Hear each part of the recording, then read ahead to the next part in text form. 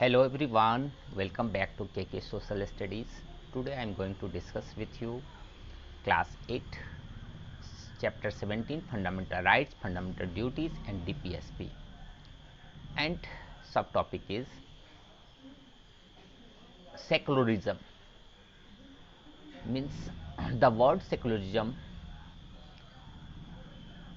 originated from seculum which means the present age. इसका मतलब हुआ वर्तमान काल.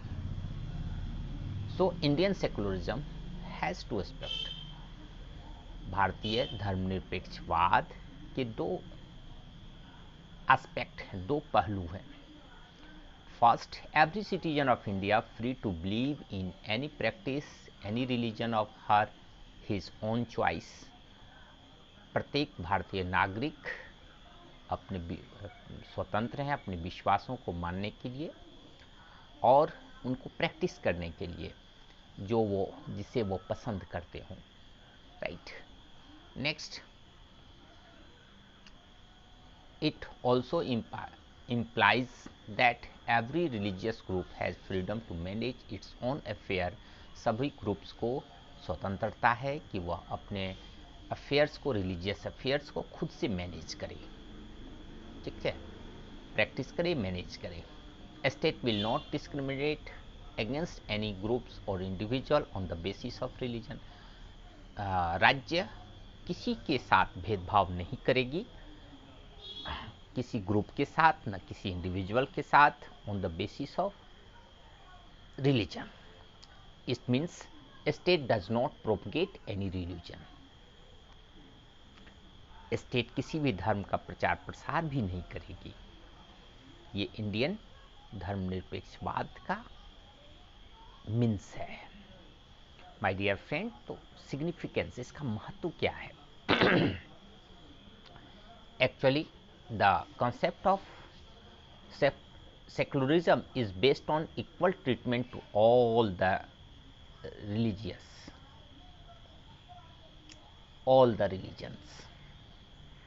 Concept of secularism की विचारधारा जो है वह आधारित है, सबको इक्वल ट्रीटमेंट मिलेगी, इक्वल समझा जाएगा. Okay. So a question may be raised in your mind, why secularism important for us? Indian secularism क्यों important है हमारे लिए? तो due to following reasons. First, it enables people of different religions to live in harmony. ये सारे religion के लोगों को मैत्री भाव से रहने में मदद करती है, दूसरे फेथ को सामंजस्य बैठाने में मदद करती है. It is a part of democracy and which granted equal rights. Democracy में एवरी सिटीजन को इक्वल राइट्स मिला हुआ है, चाहे वो किसी भी जाति धर्म के क्यों ना हो. It protect the right given to the minorities को कुछ राइट्स आवर कॉन्स्टिट्यूशन के द्वारा दिए गए हैं, संविधान के द्वारा, जिसे यह प्रोटेक्ट करती है. और साथ साथ it safeguard democracy by limiting powers of the majority. जो मेजॉरिटी ग्रुप्स हैं जिनकी संख्या अधिक है, उनको लिमिट करती है कि आप कोई भी विचारधारा, कोई भी चीज़ें आप न थोपें किसी भी माइनॉरिटीज़ ग्रुप के ऊपर. एक तरह से यह डेमोक्रेसी को सेफ गार्ड भी करती है by limiting the powers of majority. Okay. The fact you must know, my dear student, the word secular was introduced in the preamble in 1976 by the 22nd amendment of the constitution. 42वां संशोधन के द्वारा 1976 में secular word को जोड़ा गया. इस word को जोड़ने के पीछे भी बहुत सारी रीजंस हैं. बस ये है कि the purpose of behind adding this word in the preamble was mainly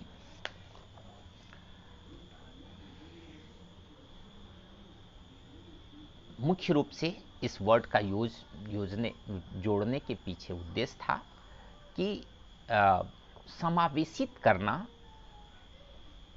secular word को प्रियम्बल्स में, जिसे एक आधार दिया जा सके,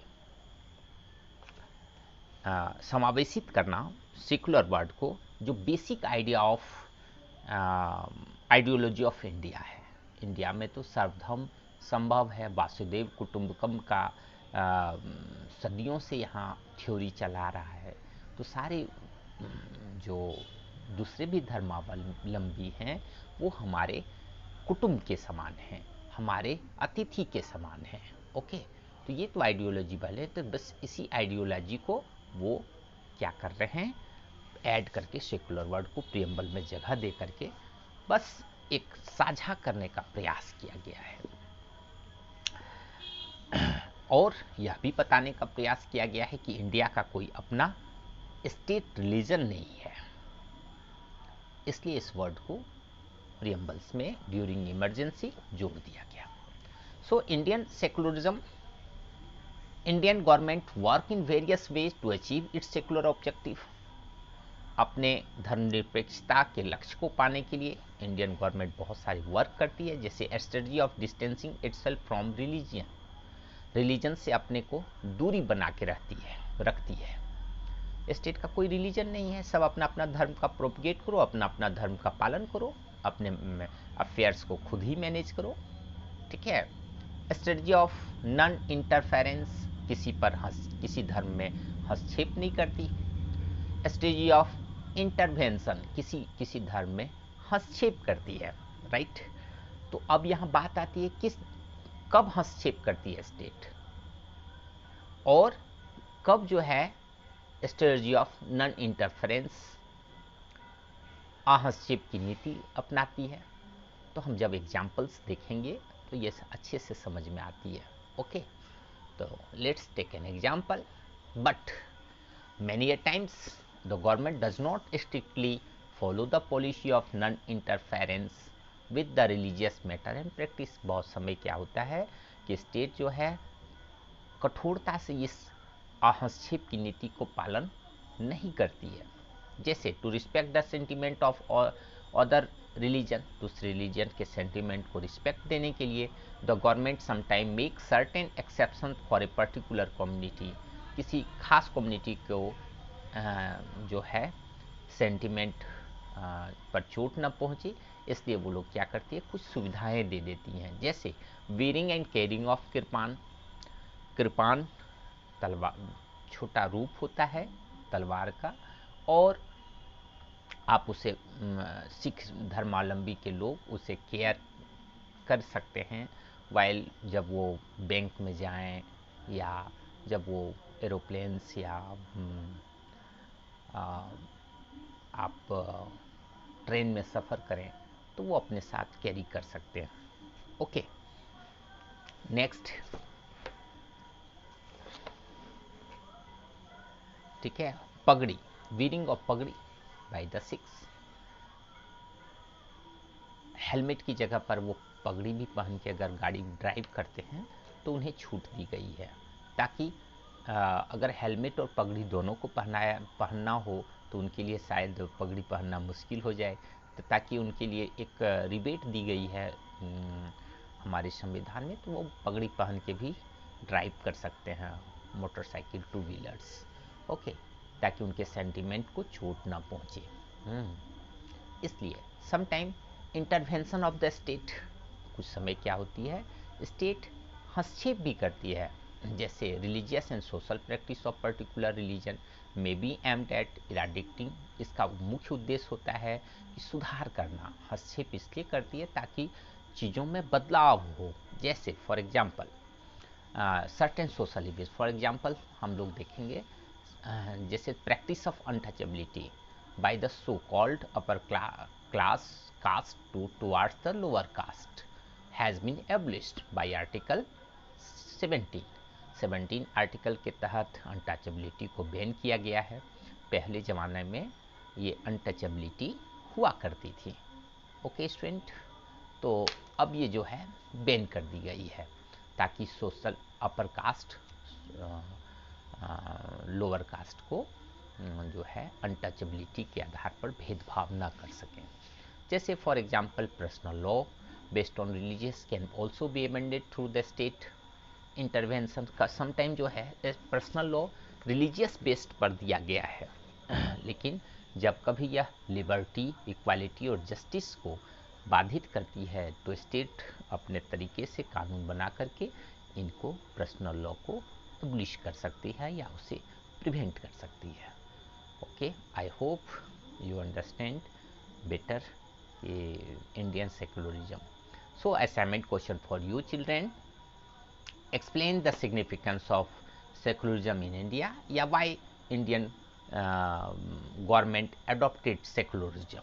Okay, so why does the government sometimes make such exception to help a particular religious community? क्यों वो exceptions देते हैं? ठीक है, कुछ रिलीजियस एक्टिविटी को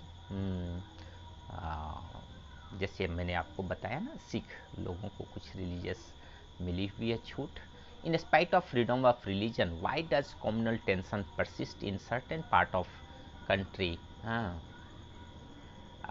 sometimes suggest way and means to established